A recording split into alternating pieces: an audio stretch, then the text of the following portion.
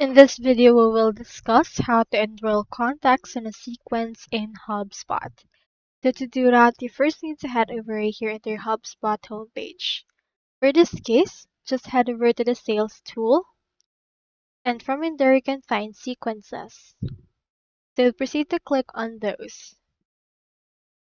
Onto this page, just edit the sequence that you want to edit. Click onto this edit on the call sequence, and from in there you can see this. Onto this part, you can just click onto this enrollment. So for this, you can enroll contacts or create workflow.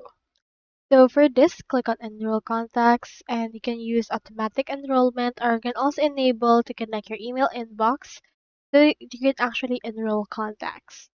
So with this, just proceed to click on this and add the contacts that you want to enroll directly, or choose automatic enrollment if you would want. So that's all there is today. And if you haven't signed up yet for HubSpot, make sure to use our affiliate links given in the video description.